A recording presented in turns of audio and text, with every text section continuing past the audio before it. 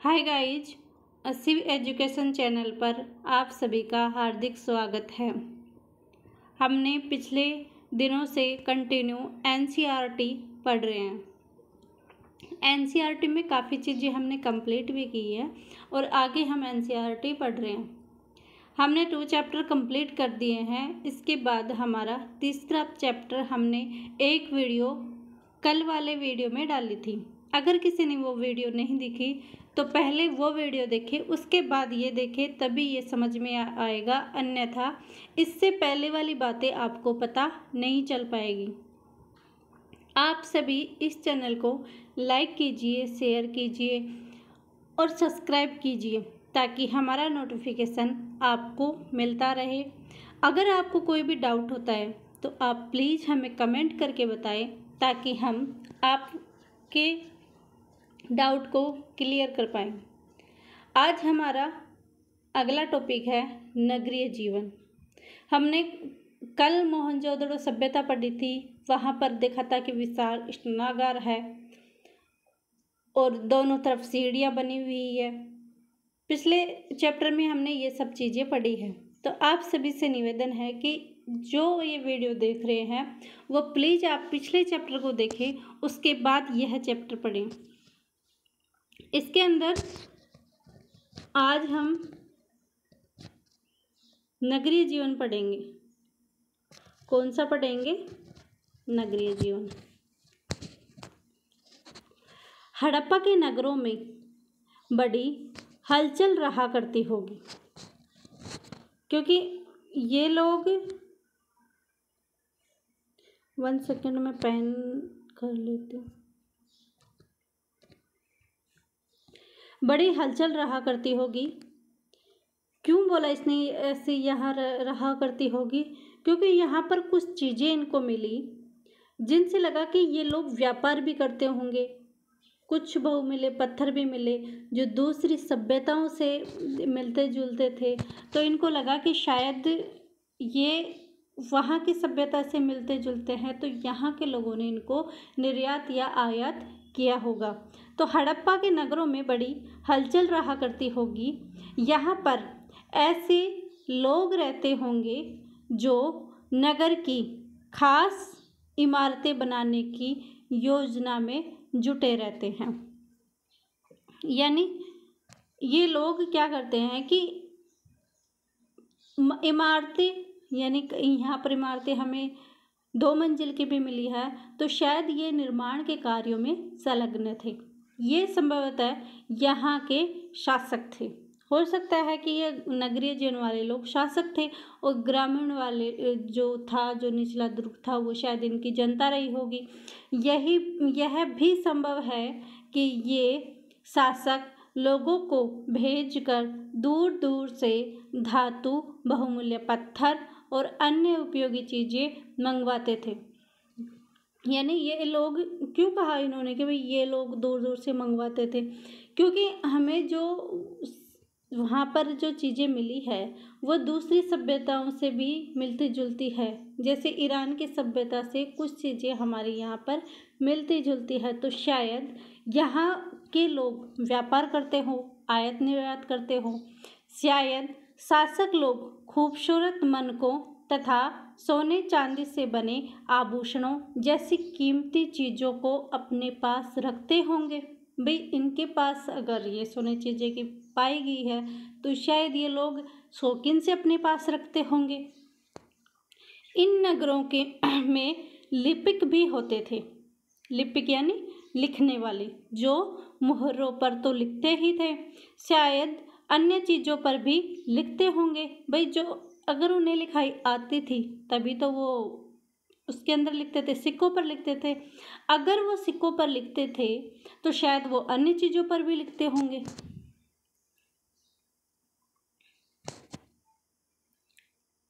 जो बच नहीं पाई सिक्के थे वो कठोर थे जो अभी भी हमें लिखे हुए थे, जो हम देखा है कि वो कुछ ना कुछ लिखे हुए हैं इस पे, लेकिन शायद कुछ चीज़ें पे उन्होंने लिखा होगा जो आज बच नहीं पाई हो, वो नष्ट हो गई हो। इसके अलावा नगरों में शिल्पकार स्त्री पुरुष भी रहते थे। जो अपने घरों या किसी उद्योग स्तर पर तरह तरह की चीज़ें बनाते होंगे। भाई नगरों में कुछ शिल्पकार स्त्री और पुरुष दोनों हो सकते हैं, वो उद्योग स्थल पर भी रहते होंगे। जो लोग ये लंबी यात्राएं भी करते हैं वहाँ से उपयोगी वस्तुएं लाते थे। शायद कोई लंबी यात्रा जिन्होंने की, दूसरी जगह वो गए, वहाँ से उन्हें कोई चीज़ पसंद आ गई होगी तो वो शायद यहाँ ले आए होंगे, साथ ही लाते थे। सुदूर देशों की किस्से किस्से कहानियाँ, मिट्टी से बने कई खिलौनों भी मिले हैं जिनसे बच्चे खेलते होंगे। भाई आज भी अपन क्या करते हैं कि एक जगह से दूसरी जगह जाते हैं जहाँ पर यहाँ हमारे जो चीज़ है उससे अलावा डिफरेंट कोई चीज़ हमें मिलती है तो हम उसे लेके आते हैं कि वहाँ पे हमें ये वाली चीज़ अलग देखने को मिली है।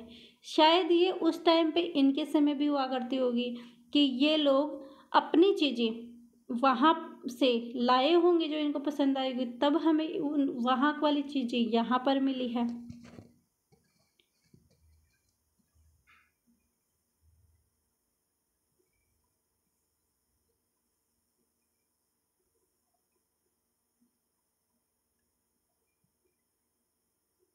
ये वाले देखो,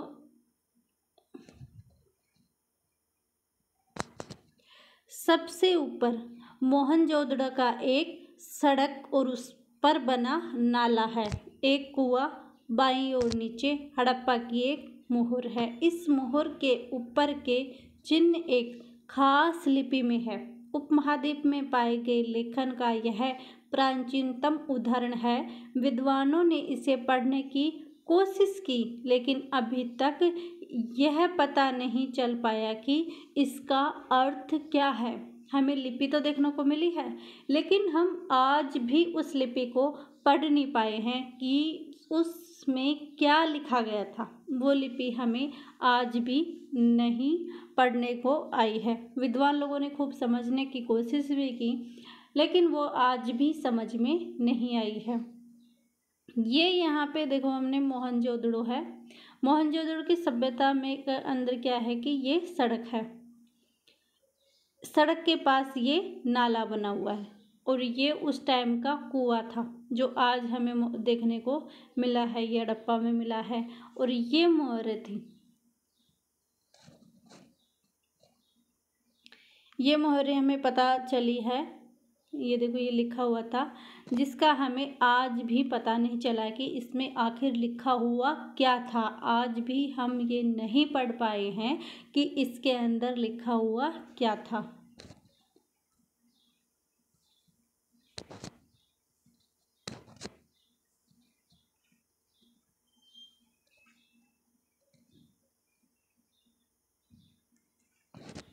फिर है नगर और नए शिल्प। आओ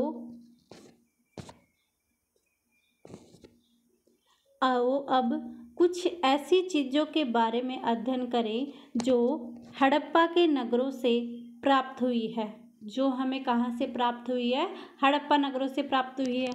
पुरातत्वविदों को जो चीज़ें वहाँ से मिली है उनमें अधिकतर पत्थर, शंख, तांबे, कांसे, सोने और चांदी जैसी धातुएं बनाई गई थी। अधिकतर हमें क्या मिला है? पत्थर मिला है।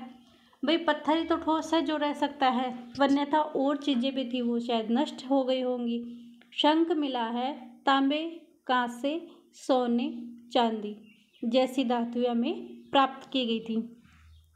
तांबे और कांसे से औजार, हथियार, गहने और बर्तन बनाए जाते थे। तांबे और कांसे को मिक्स में मिलाकर क्या क्या तैयार किया जाता था? औजार, हथियार, गहने और बर्तन। ये किससे बनाए जाते थे? तांबे और कांसे को मिलाकर बनाए जाते थे।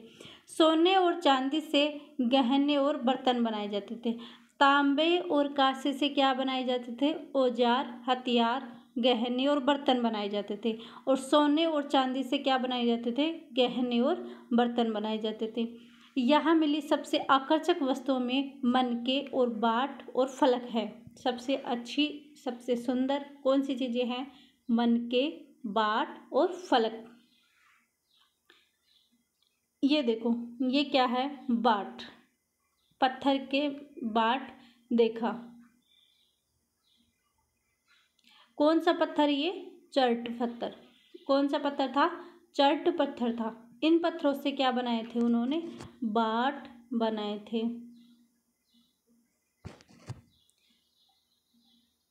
इन्हें शायद बहुमूल्य पत्थर और धातुओं को तोलने के लिए बनाया गया होगा। भाई, चर्ट पत्थरों से जो बाट बनाए गए, ये क्या काम आए होंगे?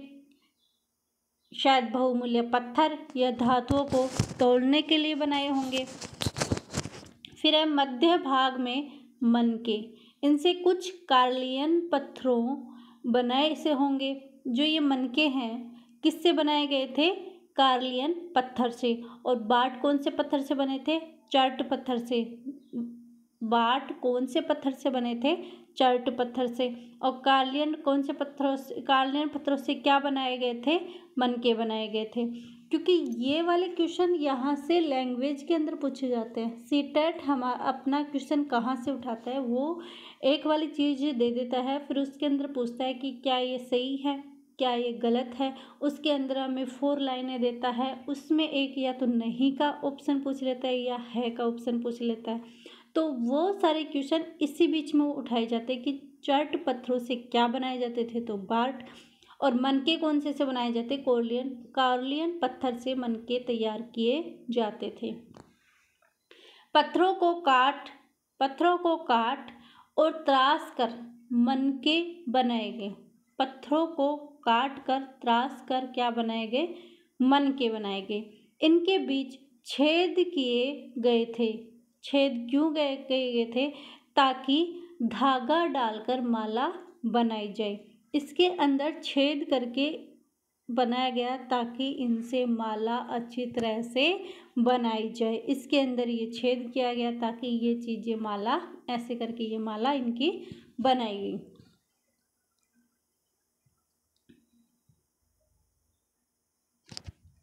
हड़प्पा के लोग पत्थर की मोहरें बनाते थे। किससे मोहरें बनाते थे? पत्थर से मोहरें बनाते थे। इन आयताकार मोहरों का सामान्यतः जानवरों के चित्र मिलते हैं। ये अपनी मोहरें किससे बनाते थे? ये अपनी मोहरें पत्थर से बनाते थे। और इनकी मोहरों पर किसके चित्र मिलते थे? जानवरों के चित्र मिलते थे। इनकी मोहरें कैसी थी? आयताकार थी। कैसी थी? आयताकार थी। हड़प्पा सभ्यता के लोग किससे मोहरें बनाते थे? पत्थर से। इनकी मोहरों का सामान्यतः आकार कैसा था? आयताकार। इनकी मोहरों पर किसके चित्र देखने को मिलते हैं? जानवरों के चित्र देखने को मिलते हैं। हड़प्पा सभ्यता के लोग काले रंग से डिजाइन किए हुए खूबसूरत लाल मिट्टी के बर्तन बनाते थे। किससे बनाते थे हड़प्पा के लोग बर्तन? लाल मिट्टी से अपने बर्तन ये बनाते थे। ये अपने बर्तन किससे बनाते थे? लाल मिट्टी से।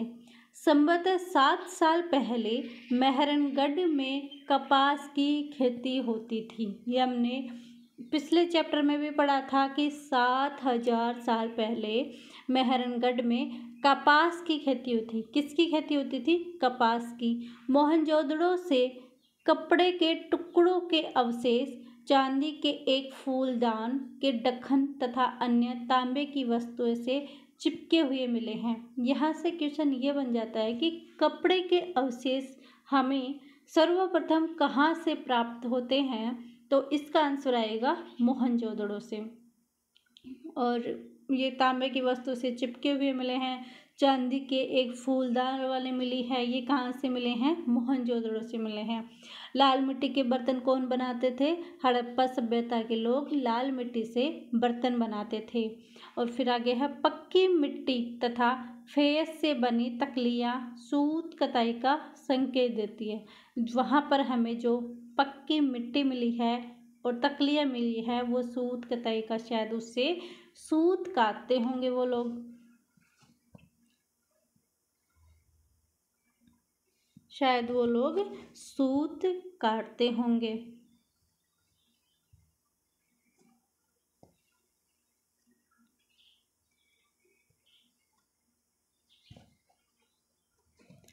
इनमें से अधिकांश वस्तुओं का निर्माण विशेषज्ञों ने किया था।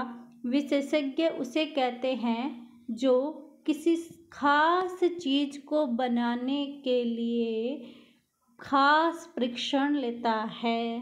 विशेषज्ञ किसे कहते हैं? विशेषज्ञ उसे कहते हैं जो किसी खास चीज को बनाने के लिए खास परीक्षण करते हैं। खास परीक्षण कैसे? जैसे पत्थर को तराशना, मनके चमकाना या फिर मोहरों पर पच्चीकारी करना। ये काम कौन करते थे? ये काम विशेषज्ञ द्वारा किया जाता था।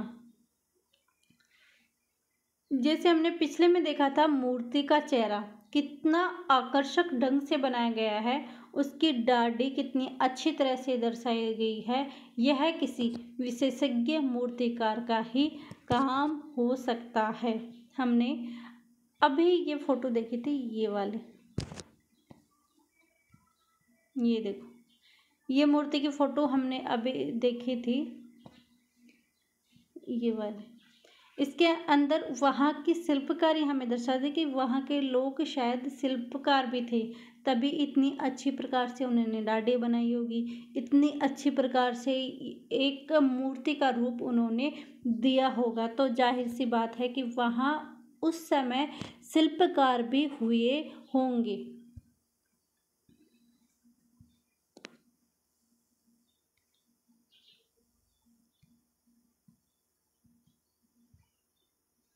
हर व्यक्ति विशेषज्ञ नहीं हो सकता।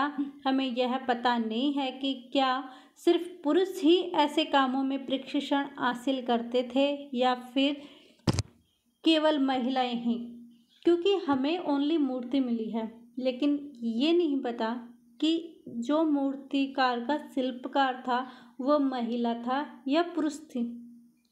उस समय महिला ने ये बनाया होगा या पुरुष ने बनाया होगा, ये वाली चीज़ें हमें पता नहीं है। हमें ओनली मूर्ति मिली है, इससे हम ये अंदाज़ा लगा सकते हैं कि शायद पहले के लोग शिल्पकार भी रहते होंगे। शायद कुछ महिलाएं और पुरुष दोनों ही इस काम में दक्ष थे। हम ये भी नहीं कह सकते कि केवल पुरुष दक्ष थे, हम ये भी नहीं कह सकते कि केवल महिलाएं दक्ष थी, हम ये भी नहीं कह सकते कि महिलाएं और पुरुष दोनों ने मिलकर किया होगा, क्योंकि इस चीज़ के बारे में हमें कोई लिखा हुआ कोई प्रमाण हमें प्राप्त नहीं हुआ है। इसलिए हम ऐसे अंदाज़ा लगा सकते हैं कि शायद पहले के शिल्पकार स्त्री या पुरुष दोनों भी रहे होंगे। इस चीज़ का हमें पता नहीं है।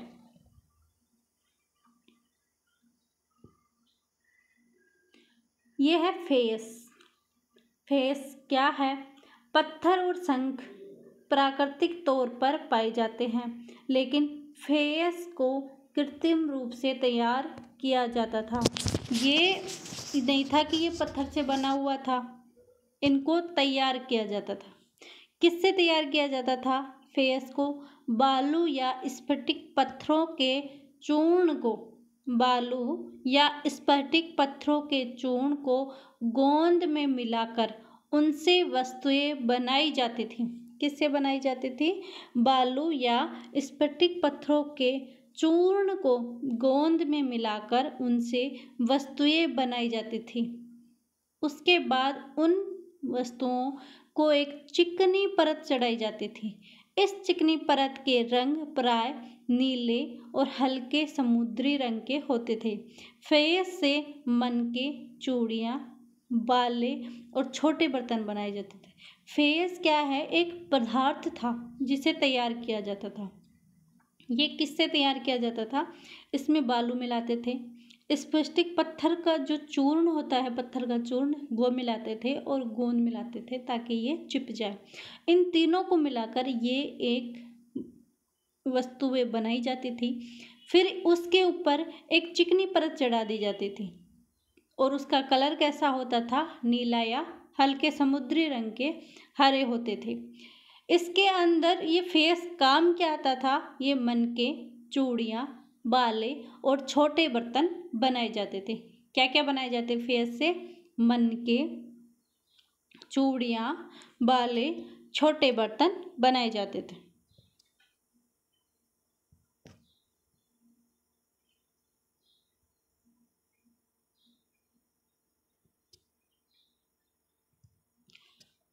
अब हम ये वाला टॉपिक कच्चे माल की खोज ये हम पढ़ेंगे कल।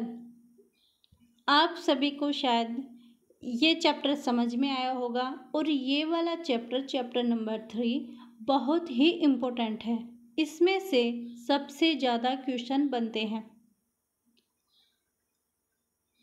और क्वेश्चन भी एकदम इजी बनते हैं, इसलिए आप इस चैप्टर को अच्छे से पढ़ें, समझें, रिवाइज करें। आप सभी को शायद हमारा ये वीडियो पसंद आया हो। आप लाइक कीजिए, शेयर कीजिए और सब्सक्राइब बटन पर क्लिक करना ना भूलें।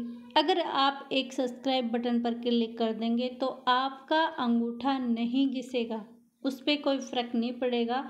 इसलिए प्लीज़ आप हमारे चैनल को सब्सक्राइब कीजिए ताकि हमारा नोटिफिकेशन आप तक आता रहे।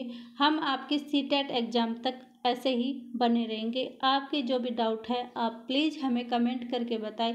आपको जो क्लासें भी चाहिए उस चीज़ की भी हमें कमेंट करके बताएं, जिससे कि हम आपको वो क्लासें प्रोवाइड करवा सकें। आप सभी का धन्यवाद। Thank you.